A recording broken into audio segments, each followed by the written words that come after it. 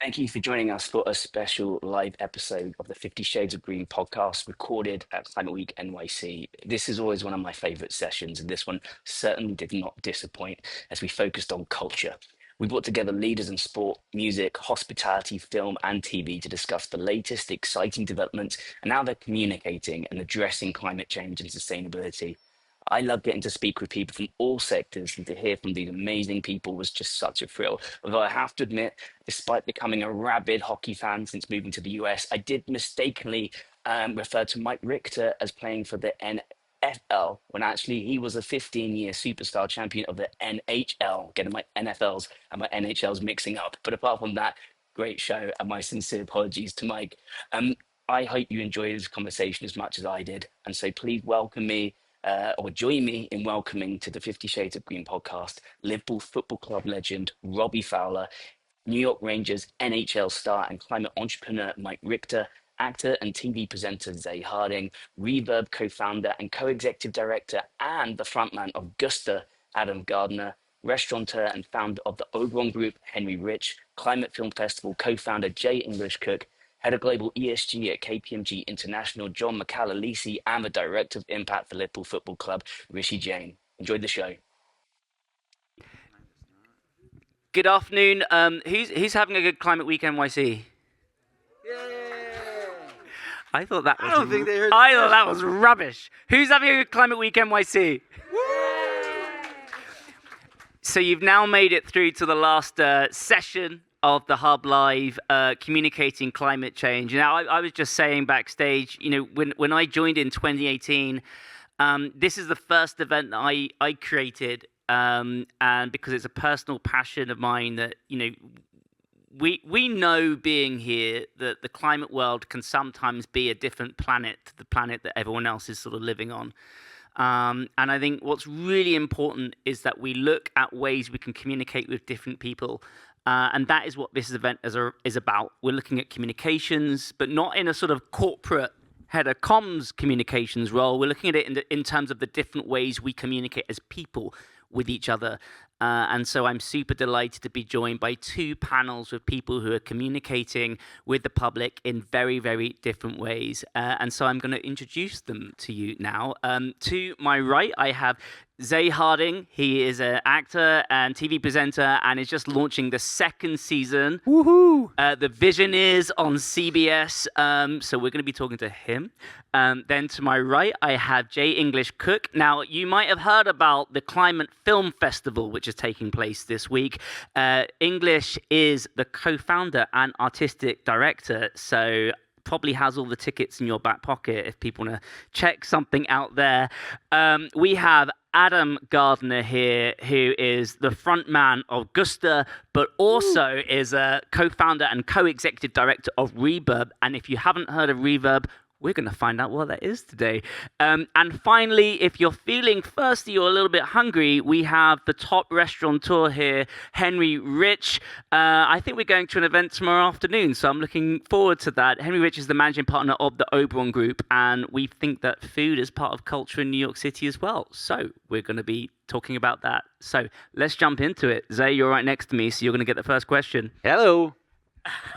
So congratulations on your new show of The Visioneers. I mean, it'd be great just to we've got an international audience here, so not everyone might know about the show. So it'd be great to hear a little bit about that, but also the model you've gone through to create this show and what you're trying to do is very different and interesting, and I'm loving it, which is why you're here. So maybe you could tell us a little bit about the show and also, how you're using it as a platform to engage with new audiences.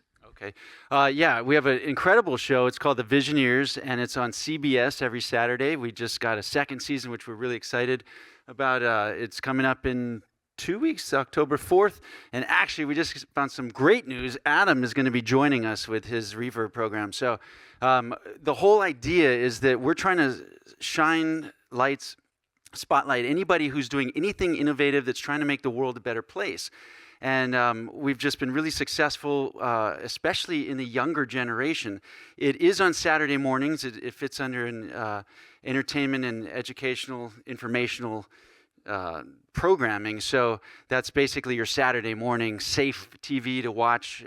Parents usually let their kids watch that and can trust that they're going to get entertained without getting tarnished with any weird ideas. But what's happening is, because we have so many kids on our show who are doing innovations, the kids are really like starting to get inspired and making their parents watch, and we're getting a lot of good feedback from everybody. But yeah, that's the concept of it. And anything that's cutting edge or just thinking outside the box, we're really able to draw sort of a headquarters for everybody, so that somebody who sees the show, thinks they're doing it on their own, can realize there's actually help. And we've actually connected quite a few people too. So innovations are actually advancing quite quickly because of that. But all kinds of stuff, from electric boats to new forms of seawalls, to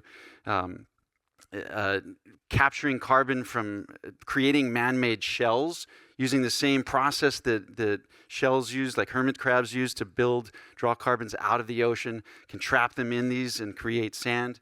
We've had glass being pulverized to sand to create extra resources for people in the bayou around Louisiana. They're losing all their protection, and so now they're planting cypress in there so that they're creating a stronger ground. So all kinds of stuff like that, and it's really exciting because everybody's dealing with this issue, and that's why things like this, the Climate Week put together by the Climate Group, are so important, because just by putting it in front of each other, we're able to have discussions that lead to conversations that lead to solutions. And I want to thank Thais Lopez for putting together the Volo Foundation. Sorry, it's just Volo Foundation.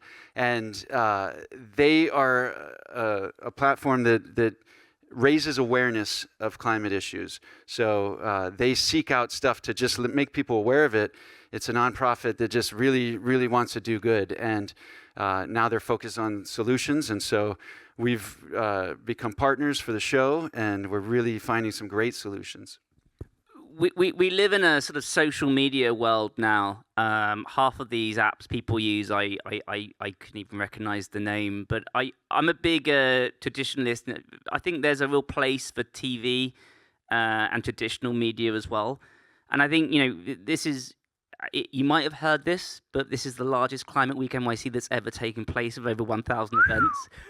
One of the things that's so important about this is that the vast majority of events are free and open to all, because we want to get more people in to work on this. And I think TV has a role to play, because you can get enveloped in a world which maybe through your own social circumstances you couldn't do in real life. And it's a gateway. Look, tell me a bit more about specifically television, the role it can play in changing people's lives, quite frankly. TV is a huge influence on people, and it's a very mainstream. We have household names because of shows, and to bring this into the spotlight is a dream come true.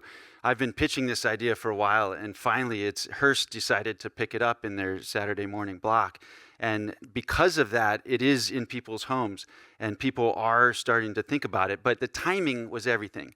Because the situation is getting so bad, people really are feeling we need to do something, and not just me, we all need to do something. It's the world's problem.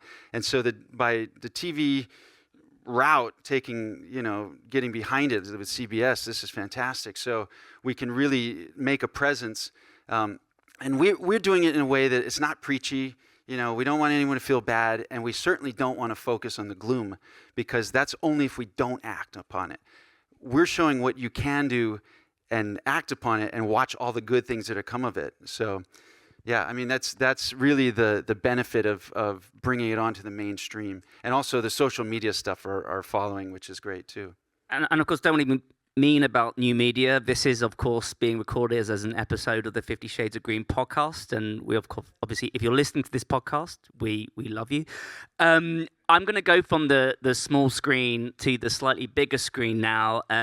So English, co-founder, artistic director of the Climate Film Festival.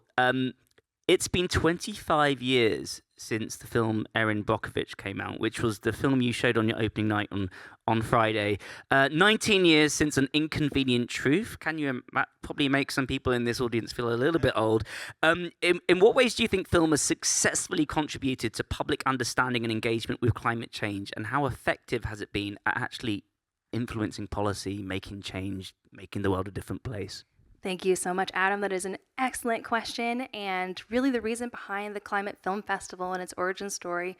We're still a relatively new organization, about 3 years old, just are in the process of hosting our second annual Climate Film Festival. And I have to say, everything that Zay was just saying resonates deeply with what we're all about in terms of platforming and prioritizing incredible filmmakers, TV, folks who are in the industry, artists working in media and the arts, who are thinking about solutions and trying to move the needle, focusing less on some of the doom and gloom messaging, although that can be important, also to recognize folks who have experienced the effects of climate change.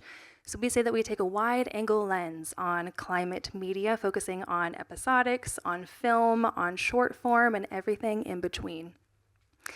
And I'm so sorry, Adam, I've forgotten exactly your question. Nice... Erin Brockovich, 25 Yes. years and the impact. Thank you so much. So that is exactly actually a film that we felt was so important to highlight as our opening night film this year, 25 years anniversary. We were fortunate to have a wonderful panel, including Angela Barranco from the Climate Group. Big shout out to y'all for all the incredible work you do, as well as Michael Schamberg, a producer on the film.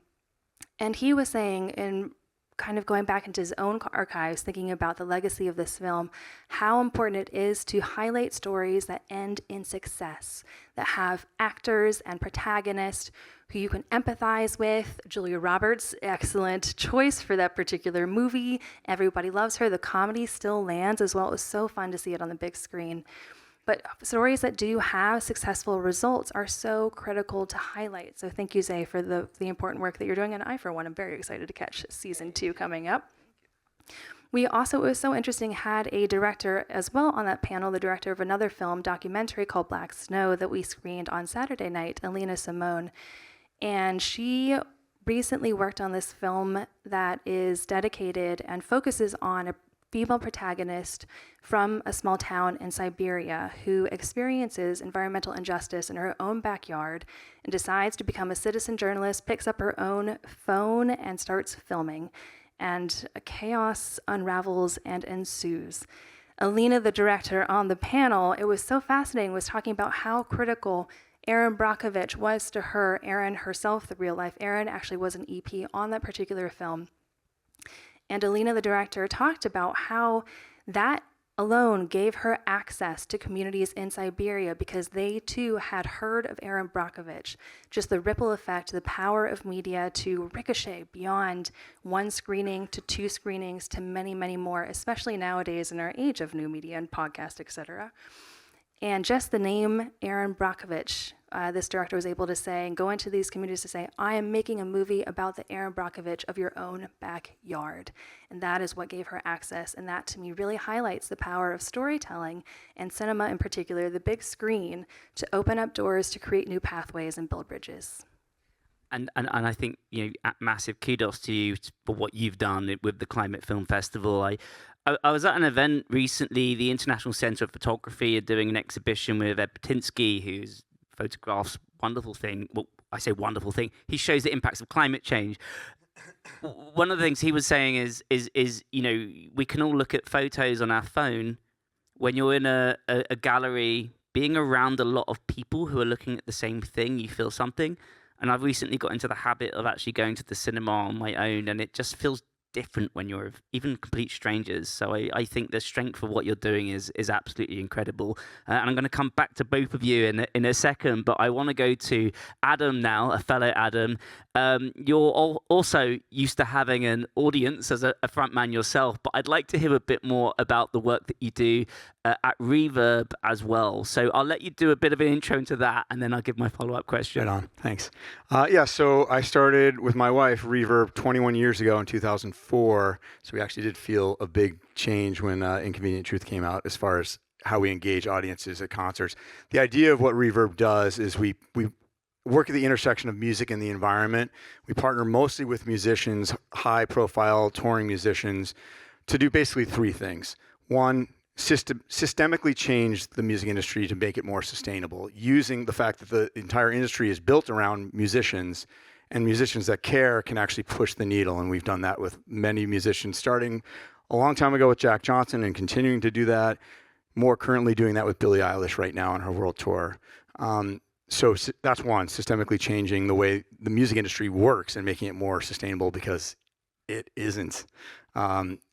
Two is using that incredible cultural power and reach of musicians and that incredible connection that they have with their fans to engage millions of fans to take action right there on the spot at concerts and in general. So they're communicating from the stage, at the shows, online through their connections that they have with their fans, and in media.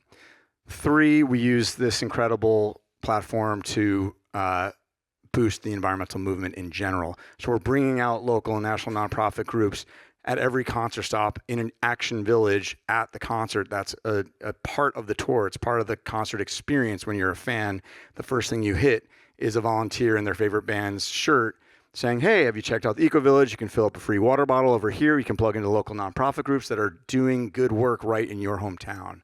And so we do that. We've done that at over 7,000 concerts. And we've had over 8 million fan actions taken just at concerts. We've eliminated 4 million single-use water bottles through our Rock and Refill program with Nalgene just at concerts. That's not counting the fact that they bring these reusables home and then continue to use them. So there's been some real impacts, real actions. As far as connecting fans to causes in their campaigns, we incentivize them. Hey, you can win side stage viewing at Jack Johnson if you do XYZ. You fill out this passport and go to each booth in our Action Village and take action, and you'll be entered to win the signed guitar or some incredible thing that fans want, but also do it because they feel like they're part of the community. We've also been able to use that as a fundraising platform, where now as a big part of boosting the environmental movement is we're actually awarding grants to local, national, and international environmental groups, as well as climate projects around the world that draw down greenhouse gas. We've raised over $22 million to date and granted those out to various environmental causes and climate projects. So what got you into this? My wife. So I've been in a band for 34 years, and at that point, she's been in the environmental space for equally as long. She has environmental master's in environmental education, worked for the Rainforest Action Network. When we lived here in New York, she worked for fighting for green space here in the city. And I came home from tour, I think one too many times, complaining about what a mess it was. Anyone who's been to a concert, the lights come up at the end of the night, and what are you walking through? It's a sea of plastic on the ground. As far as from the musician's standpoint, tour buses the generators always buzzing. You go to a festival and it's all generator power, and it's a mess. So it was really my wife that was like, well, then do something about it. At the time, we were playing with Dave Matthews Band and Jack Johnson, Maroon 5, who are all partners of ours and have been ever since. So at that first tour was with Alanis Morissette and Bare Naked Ladies in 2004, and it worked. We're like, okay, let's keep going. And so it's been over 300 plus tours now, and again, 7,000 concerts and festivals as well. We are addressing power at festivals. That's a new thing that we're doing as part of our music decarbonization project that we started in 2023. Again, with that systemic change, the default power in a festival where it's remote, it's in the middle of a field somewhere, is diesel generators, and those are just dirty power. So we've displaced those and shown that battery power is ready for the main stage. And so the first big stage that we did in 2023 was at Lollapalooza with Billie Eilish. Her headline set was solar powered. We set up temporary solar farm in Grant Park, much to the chagrin of the community and the fire department. But they did it, and we battery powered her set. Lollapalooza since then has been battery powering their main stage last year and again this year with our help, but they're doing it. And we've done that for over 300 major festival headline sets now that started in 2023. One of the things I always like in this job is you get to realize that, the general public sometimes think that sustainability is a compromise. It's a sort of nasty thing you have to do to be a good person. And actually, in so many of the things that we do, which we enjoy and love, it can make the experience better and more rewarding. And I guess that takes me to you, Henry, because, let's talk food and drink. New York City. I mean, obviously from my accent, I'm not from here, but I moved here a few years ago, and the waste that you see in this space is something which is quite astonishing. So could you tell us a little bit about what your approach is, and then maybe touch on that idea of why it isn't a compromise to actually go in a more sustainable direction? Yeah, I mean, first of all, thanks for having me. I mean, it's not often that people think about food as a climate-sensitive industry, so it's nice to be able to talk about it. What we're trying to do with our Scope 3 carbon neutral commitment and experimenting with trash-free restaurants, zero-waste restaurants, is just trying to create the idea that as restaurateurs, where food is responsible for 25, 30% of global emissions, we actually do have an obligation and an opportunity to think about that. And also the fact that in terms of individual agency, creating positive climate identity, and consuming, this is something that people do, usually 3 times a day. It's the only form of consumption that's absolutely not voluntary. So just having an option out there for people to, frequent a carbon neutral restaurant, I mean, it's a lot of questions, it's a lot of confusion. It's definitely not why most people come to the restaurant. What is zero waste? Isn't this greenwashing? But having those conversations in, a major media market like New York is an opportunity to try to push restaurants, which is, trillions of dollars of consumption around the country, around the world. And, a lot of the peers are just now recycling, maybe composting. We have a zero waste events company, and most of the venues that we work in just have a huge dumpster. No recycling, no compost. So we have to bring everything back with us. So we have a long way to go with food, but that's why it's exciting. So thinking about communication specifically, I guess most restaurants wouldn't see themselves primarily as communicators. They're cooking. But you're telling a story through what you're doing. Like, what's your experience in terms of, positive, negative reflections from your customers? Yeah, people talk a lot about and think a lot about restaurants, usually not with sustainability in mind, but I think, natural wine is a really good example. There's a whole world of media and personalities and culture around this movement, and, rarely do people realize this is one of the most successful, regenerative agricultural transitions anywhere in the world of any agricultural product. They're actually recarbonizing the soil. They're not using fertilizer. They're not using pesticides. But very few people talk about it. So we'll, try to push that. We'll host events. We'll, do things like this to just, get people to think a little bit more about it when they go out to eat and see what the restaurant's commitment is, because, these are civic spaces. They're third spaces in New York where there is no space. So trying to do it with mission and values and trying to spread it, at moments like this or wherever we can is important. I'm going to say the majority of the people that go to our restaurants do not care if we have a climate positive mission, but hopefully that changes over time. I'm a big believer in they don't have to care. As long as you're doing the right thing, it doesn't matter why you're doing it if it's being done. And so I think, but it's great that it's a great way of communicating to get people involved. But if you're bringing people in, I think that's fantastic and positive, and I look forward to being at the event with you tomorrow. I mean, we're touching on a few different areas here, and I know we're sort of running at time, so sort of we do some shorter, quick Q&A on this. But Zay, coming to you, you've just done 1 season of the show. You're doing a 2nd season, and you're finding amazing and interesting climate stories, which is, I think, the coolest job in the world. It is, yeah, dream come true. What are you looking for a story that you think is going to touch an audience? So actually, as I'm listening to each of you, I'm thinking you're each visioneers. It really comes down to, and actually like you, Adam, my wife was the one that encouraged me to head towards sustainability, because we have platforms. We don't realize it, but we have platforms. And we just have to make the choice to do something that's actually, going to help the future, or we can keep doing something that's going to be the mainstream. And what we're doing is we're changing the narrative so that this is the mainstream.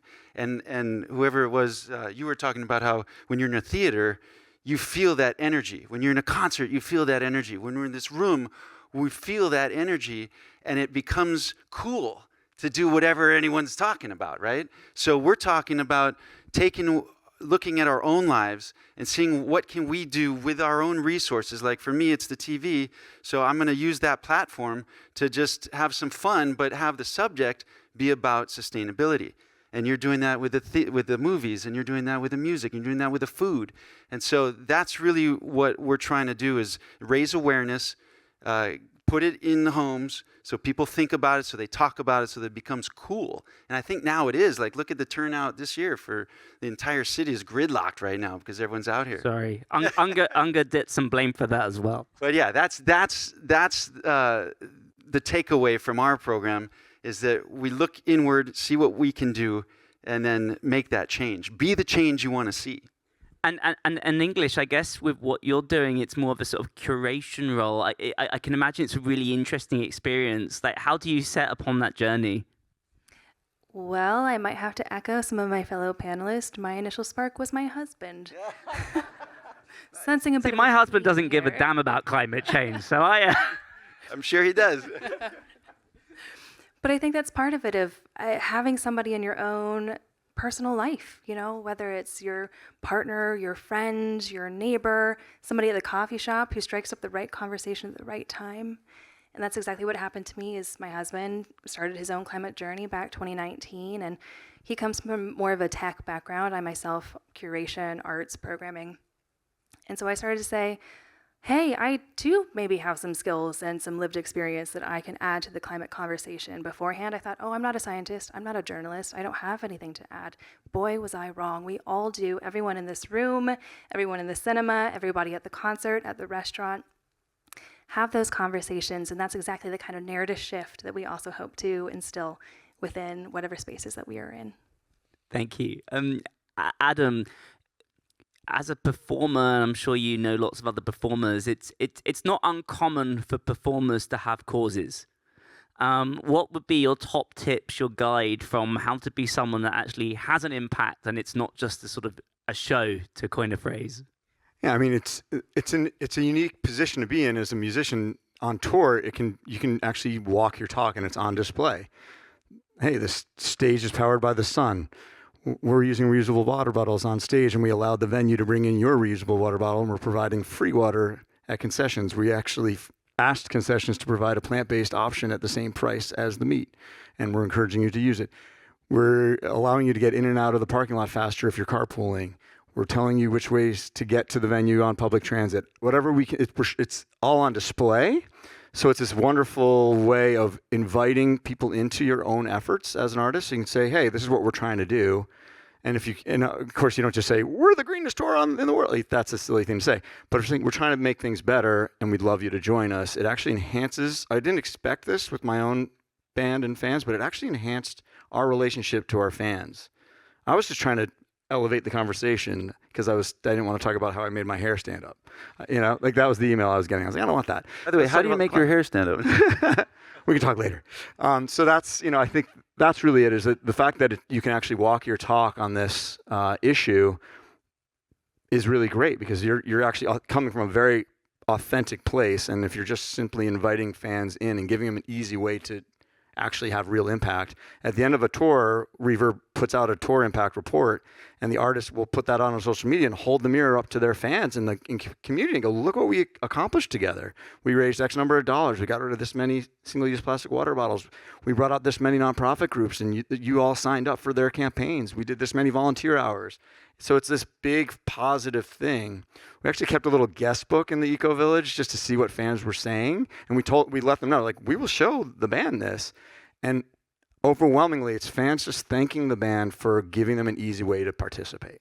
That's really good to hear. And Henry, I'm going to give you the final word on this. And one thing we've not touched on is, we all work in, you can call it culture, environment, creativity, whatever.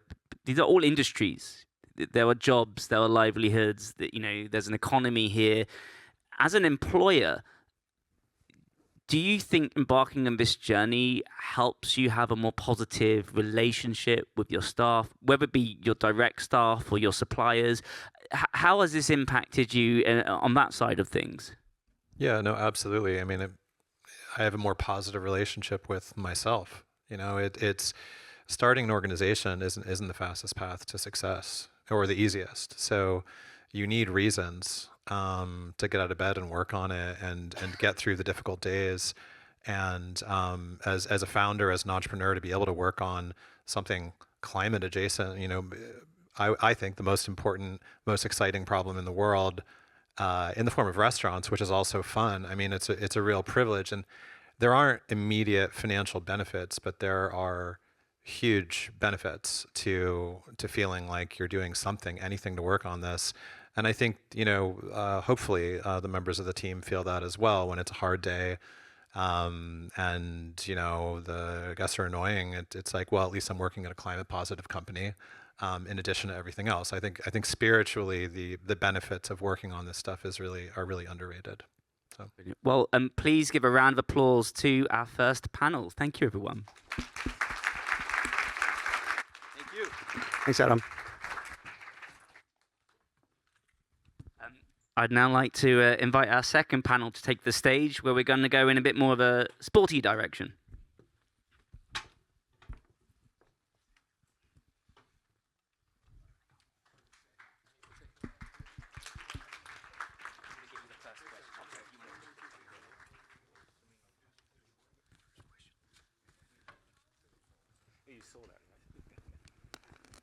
So we're now going to look at a different area of communicating climate change, and we're going to take this from a few different angles. But just one thing I'm sure many of you have seen as well: sport is something which is coming up a huge amount at the moment, and I think it's not just because of the Olympics and the World Cup in the United States, but I think we're all, as people, trying to find different ways to engage, and sport is something which touches people in a very different way. John, you're from KPMG. I think people in the audience might not initially understand why sport is part of the story for you, but it is, and I want to hear a little bit more, and I want the audience to hear a bit more about that. You've had an absolutely sensational and interesting career. I'd love to know how you might have used the experiences that you got through being an Olympian, and how you're applying that in the very different world which you currently inhabit. Thank you, Adam. So, the sport that I took part in is a crazy sport, whitewater slalom. I don't know if many of you heard of this, you know, going down rapids and so on, completely crazy. Initially as an athlete, and then subsequently as a coach, including coaching the British team. I've had the honor to work with a number of former and current Olympians. And, one of the key things there that really resonates is that, you know, as a coach, as a lead coach, you work with a team. And the team have really diverse experiences. So typically you've got a strength and conditioning coach. Obviously I do the technical aspects. You've got somebody who's doing sports psychology. Somebody else is you've got a doctor and so on. And what you're doing is you're bringing all of that experience together to challenge and to support each other in driving performance. So driving performance for your athletes, that's fundamentally it, right? And in the context of my role now at KPMG, I have an amazing team. Again, diverse team, but this time I've got... Probably wearing different clothing though, right? Slightly different clothing. Not so much, wetsuits and so on, but anyway, not too much rubber. But, the team now is comprised of people who are specialists in climate, nature, biodiversity, human rights, but also some of the traditional things that we do, tax, legal, audit, and so on. And what we're doing is bringing all of that together to help to drive performance, but for businesses, performances which is sustainable over the long term. So what do I mean by that? It means, considering profitability and value, how do you ensure that you protect profits in a world right now that we're seeing the growing impact of extreme weather and other sustainability related issues. But also going back to profit again, how do you grow your profit by leaning into sustainability focused products, services and ways of working. So it's really taking all of that knowledge, bringing it together and helping companies that we work with. We work with companies over 143 countries around the world. to position their businesses to thrive in the future, and a future which is low carbon, just and robust in a robust way. So one of the things that I'm really seeking to lean into is to take the same intensity that we had in sport, in the sport, and there's incredible people here, and I'm sure you hear from them in a second, whereby, sometimes it's tough, right? It's tough. You don't get the results that you want to do, but there's no discussion around giving up, right? And I recognize now it's really tough time out there for many of us in this, but we're not going to give in. We're not going to give up, but we're going to continue to press ahead, because fundamentally, when I bring all this together from a performance perspective, what we're seeking to achieve now is so much more important than what we're seeking to achieve in the sporting domain. So that's what I'm trying to do. With the last panel, we've been talking about communicating with the public through TV, through film, through restaurants and concerts. You're now communicating with a very different audience. You're communicating with senior businesses who have a job to do, and that job is often make money, and you're trying to get them to take a path, the path we're discussing today. Absolutely. Any lessons you've learned on that journey? Yeah, absolutely. What you need to do is, first and foremost, you meet those senior leaders where they're at. So if they're focused on reducing costs, that's where you meet them where they're at. If they're focused on growing their top line and their profits, you meet them there.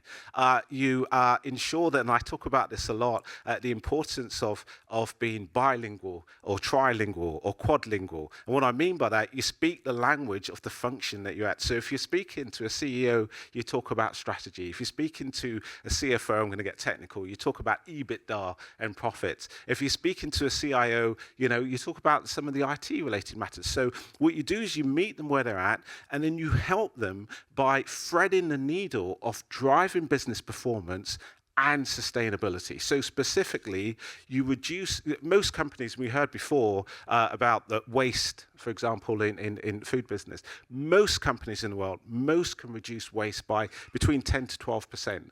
And you typically have commensurate savings in cost and also emissions reductions. So you show them that. You show them the things which are both and. You're helping them in terms of where they're at, and you also achieving, this long-term sustainability vision. Mike, I'd like to hear your angle on this as well, because you were with the NFL for 15 years, I believe. So also a background in sport, but now you're doing something very different as the president of Brightcore. Tell us, are there any similarities with John's story there, and tell us a bit of your own story? Yeah, I think, John, you said it so well. I had a 15-year career here in New York City as a goaltender for the New York Rangers. And, it was all-encompassing. You're selfish with your time, your focus, everything. And then one day it ends. I had always had an interest in the environment. And I think there's incredible parallels. And there's the great metaphors of teamwork and all of that. But I think when you're talking about communication, and I'm the president of the company, I'm primarily in sales, I'm not a tech guy. You have to talk the language, as you're saying, to meet people where they are, sure. But I think we need to move away from green, sustainable, nobody knows what the hell that means, and use the term better. And I think this parallel, this link from my athletic career, I had somebody, I joined a board when I retired, I went back to school, and you're moving from one world to another, right? We all have done it, it's uncomfortable. And going back to school, I was taking some classes and finishing up my undergraduate degree. And I joined a board for Riverkeeper here in New York, and they said, you're a really surprising environmentalist. And I said, well, why? What does an environmentalist look like? And he's like, well, athlete, and it's kind of we're here. And I'm thinking, who doesn't have a stake in clean water, clean air, cheaper food, affordable energy? Everybody. It doesn't matter whether you're conservative or liberal. It's gotten political, but it's ridiculous. We are humans, and it's the basis of our existence. So I think the link from my world, my old world, to today is health. If you're an Olympian and you have 2 weeks to win that gold medal, and you've worked a lifetime, and you get the sniffles, you get a bad ankle, your health is your fundamental kind of directional ability to perform. And that's true of everybody. If you don't have your health, you're done. And in that 2 weeks in the Olympics, it's over. And we all are the same. If we don't have our health, doesn't matter what job you have, doesn't matter how your family is, it's going to compromise your existence. And the link with health and the environment, I don't think we need to explain that. Clean water, clean air, and everything else. That's what performance is about. So back to this green and sustainability thing, I think there is a message there, and that is we are improving, especially this country. It's been built on innovation, risk takers, improvement. You just look across the industry and the tech world and all that we have at our fingertips now. We're standing on the shoulders of others. You know, Elon Musk, say what you want about him, but he changed what people thought about an electric car. I used to have a Prius because it was green. My kids would like drop me off about a mile from school so no one sees me. It was an ugly car, I got to admit. But anyway, you look at these cars now and they beat a Ferrari off the line. It's all performance. And so you're not just saying, hey, look, this car doesn't have tailpipe emissions. You're saying it goes from 0 to 60 in 1.8 seconds. Your eyes are rolling back in your head. It performs. It's a better mousetrap. So I think that's where we have to move the conversation. And that's what sport's about, and that's what your health is about, and that's what performance is about. I think looking at how we communicate with different people, sometimes it sounds a little bit like you're sort of trying to trick people into believing something. Of course, it's not that at all. And I think sport is a really interesting way of getting people, helping people through their lives. It has a huge role to play, and which takes me to you, Robbie. Growing up in the UK, football is a really important part of a lot of people's lives. For many people, it is your one chance to get out of where you have grown up and be something you want to be. There are no other opportunities. And you've had an amazing career, one of the top goal scorers at Liverpool, played for England. But you've also worked at, in philanthropy. You've got, your own group supporting young people. Could you just speak a little bit to how you use your position as probably one of the most famous people in the United Kingdom to actually turn that into causes? Yeah, I think I've got to be honest with you. I think certainly when I was a player, the environment, all that we're talking about climate change was not something that I really thought of. I think it's obviously as you get a little bit older, you understand that your obligations, responsibilities are going to change. And I am here now to get educated, and obviously listened to the panel before, and you talk about the, pop stars, you talk about people in TV. Sports stars are massively huge and influence, and everyone out there. Quite simply because there's so many people all over the world who want to get educated as well. They don't really know everything, and I'm the same. I'm learning stuff every single day. I think the power of sport is huge. Everyone can benefit from that. If you were to get like a Travis Kelce, Steph Curry, Cristiano Ronaldo or Lionel Messi, if they're out there, promoting what the environment or what a climate change can do, then people will listen. And I think that's where I sort of come in for it now. I want to get educated. I want the world to be a better place. I mentioned before I am late to the party, but I've got kids now. You don't really think about that until you do get a little bit older and you start understanding that we do have to look after the planet. We do have to sort of make things a little bit better for the future generations, and I think that's quite simply what I want to do. I've not got the powerful stories that the guys and the guys before have give you in terms of what they've learned and what they've achieved. I want to do that. I want to achieve things. I want to learn. I want to be better myself, and I want to try and educate others, which obviously falls into the category of what you mentioned me about. I have a college in the UK, and we have obviously 250 kids. Obviously the college system is a little bit different. The educational system is different here. We have a 16 to 19 college, and try to get the kids educated in terms of getting them to universities, getting them scholarships, obviously over in America, and just giving them the education to sort of better themselves. So I think that's my route now, is just education, and you can do education through football or soccer. But certainly from a sporting point of view, we all love sports, or the majority love sports. So I think there's a platform there where we can all benefit. And tell us, in terms of your journey, when does the stage come when you start thinking, I want to devote more of my time to causes? Is it when you sort of go from the player to manager position. You said, you've got kids, you're thinking about them. For you personally, when did you start thinking, and not just on climate, but in terms of your college, when did you just want to get stuck in? Yeah, look, I think from an early age in terms of playing football, I think you mentioned before about getting into a sport was maybe one way of getting away from, certain areas or whatever. I was that. I'm from obviously a rough area in Liverpool. And I'm not saying I wanted to play football just to get out of that. I think I have, so much respect for the area where I was from. My family still lived there. But there's that platform that I was saying that if I knew I wanted to do something, and I think I am testament, and not everyone can be as lucky as what I am, but if you certainly want to go out there and want to better yourself, then you give everything you can in terms of what I did in terms of wanting to play football. I give it everything.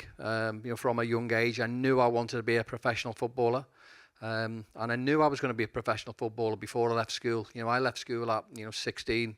And I sort of let my education suffer because I knew I was going to be a professional. Now, whatever level professional I was going to be, I didn't know. But then that was up to me to try and, determine how I wanted to be. I worked hard at my game. And I suppose anything in life is, testament to, if you work hard at it, you can get better.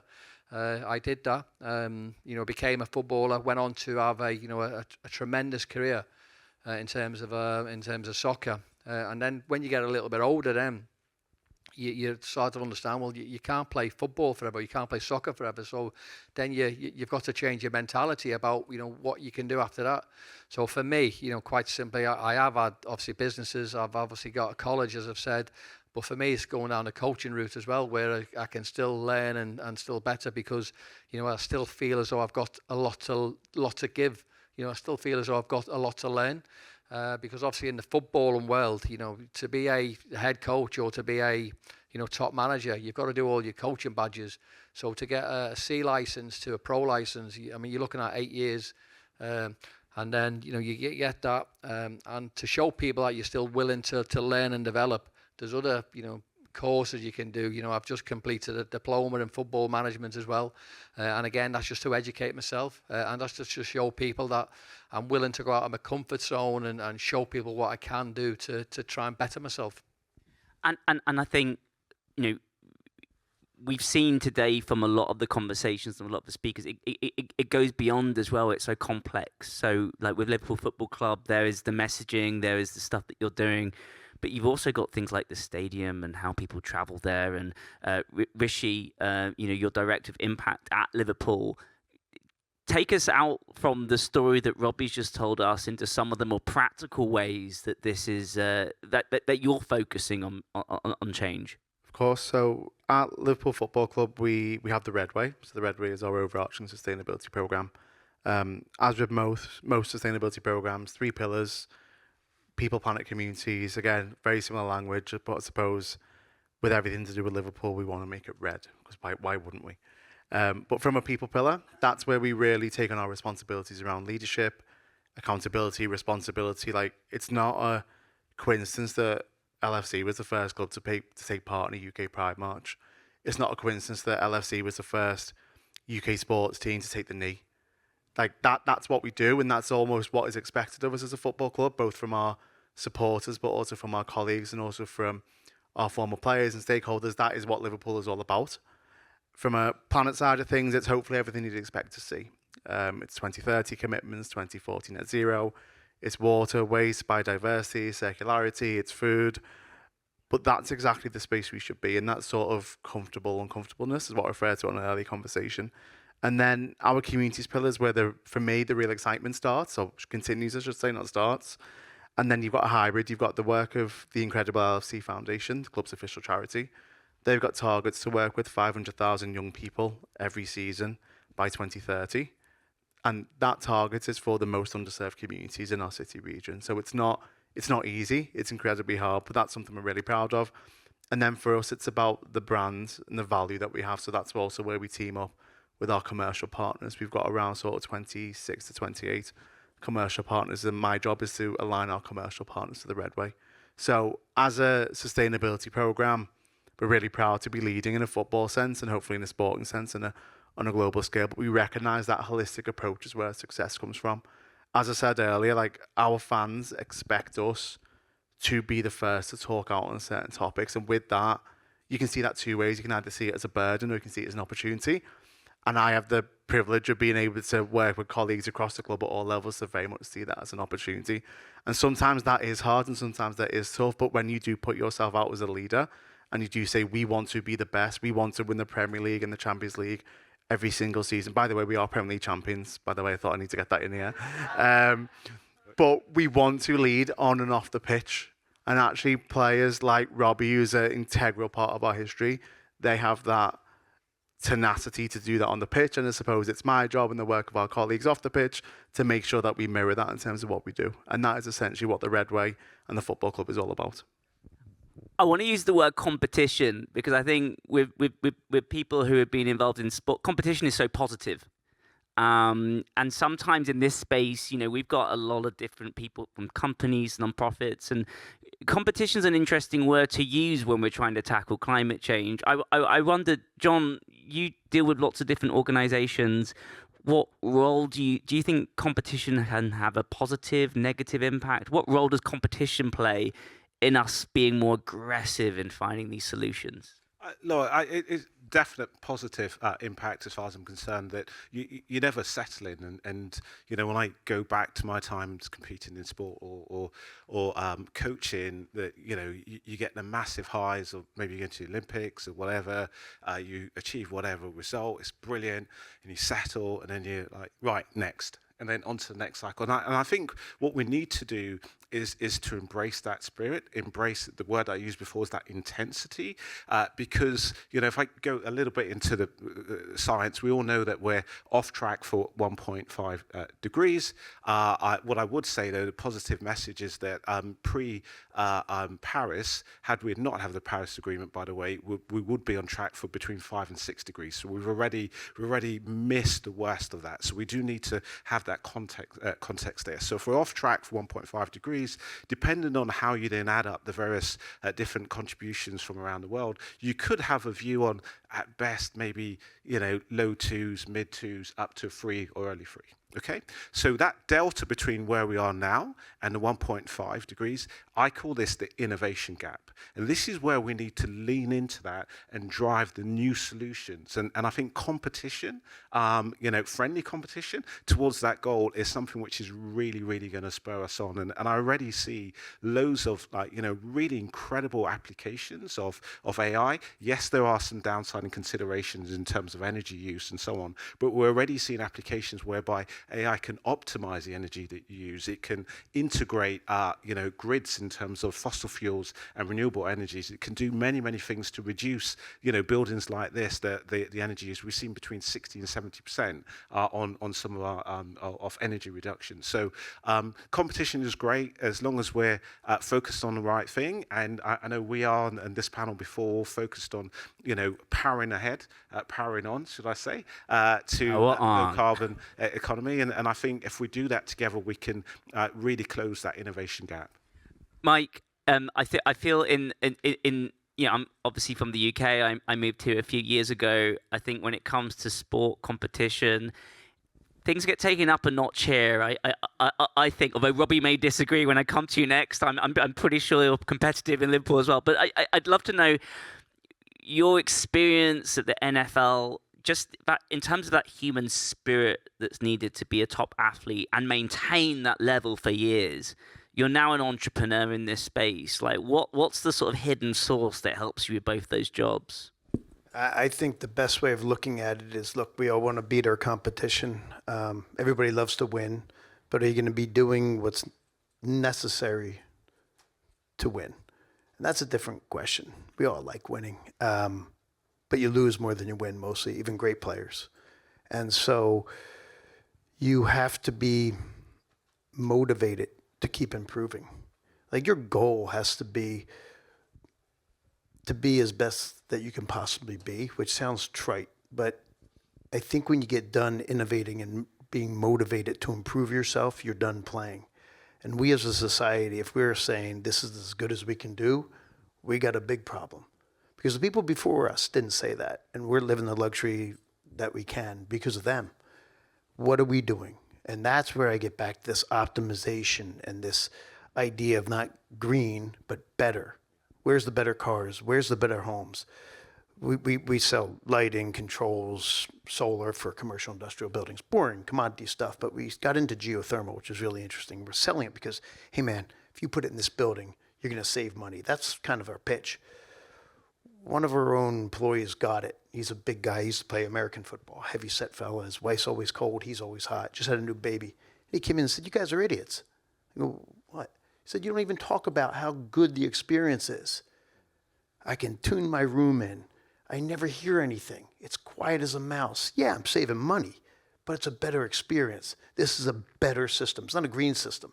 And we have to continue to improve ourselves as a company, as a player when we play, and as society. And that, I think, is a competition that's going to get us to where we need to be. Robbie, what's your advice? How have you must be a very competitive person. How have you applied it for the best? I mean, look, I can't disagree with anything that you say, and I think certainly to be a sportsman, you've mentioned obviously motivation. To be that, I think it's in life. I think you obviously need everything to get sort of motivated. To be a sportsman, you're talking, your attitude, your desire, and the big one that I always mention is sacrifice. You sacrifice a lot to be top sportsman, and what I'm taking on from what we've spoke about on this panel now is, I think it's just be better, and I think we can all sort of go away, we can all learn a bit more. I certainly want to do that, and I've enjoyed being up here, listening to obviously listening to the guys before, because I know going away from here now, I'm going to do a bit more. I'm not going to be this big entrepreneur and fix everything, but if I can help in any way whatsoever, then I'm all for that. You heard it here first. Client Week NYC 2026 opening ceremony. Robbie will be here. Rishi, I'm going to go to you finally. Similar question, but slightly different framing. Competition. There's a lot of stadiums out there. There's a lot of clubs. We all want to be doing the same thing. How do you, and not just within football, but obviously other sports as well. So, what the final point from you? What does competition mean for you in this game? Essentially, and I touched on it earlier, competition does drive us to be better. Like, essentially, my most senior leaders are saying to me, go and be the best, which is a great remit to have, challenging at times, but this club is doing this, why aren't we doing this, Rishi? And you have to react to that, but actually, that does drive us to be better. I think the big thing for me in my role is, yes, go and lead, being part of conversations like today, New York Climate Weeks, COPs, etc. But make sure, and this is particularly important in my role, is make sure there's substance underneath what we do. I can't go out and say, look how great Liverpool Football Club is, we want to lead on and off the pitch, if I'm not doing the day-to-day at home. And that's really where our success comes from. Like, for example, I get what I always say, the easy part of the job. I get to talk about it and pick up the awards and the recognition. Everyone's like, Rishi, been at another awards? So I'm like, yeah, that's brilliant. But actually, there's genuinely about over a third of our business have sustainability or an element of sustainability in their day-to-day role. And that is what makes us successful. So when we talk about competition, our competition is to genuinely win the Premier League, win the Champions League, win every trophy we possibly can, but also lead the way and ultimately make the world a better place. Brilliant, thank you. And just a final word for me, and the purpose of this event is it's meant to be a sort of taster menu. We're touching on a number of different things, and sometimes it might not make complete sense on how they all fit together. But that's sort of the point of Client Week NYC in a way. And this has been fascinating. The first panel's been fascinating. Want to remind you, this might be the last session of the Hub Live, but there's sort of 5 more days of Client Week NYC to come. And I've learned a lot about different sectors that I've not been involved in. I think we've all learned a bit more. And I just want to sort of remind you and ask of you, go onto the website and look at those events and maybe find an event that you have no interest, no idea, it has nothing to do with you. Fashion, me? No, or sport or food, whatever it is. Challenge yourself to go to an event that absolutely is not for you and try out and see. And I hope this this session, 8 amazing speakers, has just given you a bit of a taste on actually how amazing that can be to learn something you're not used to. So with that, I want to thank this panel, the first panel, all of you for being here. Enjoy the rest of the week, and thank you for being at the Hub Live.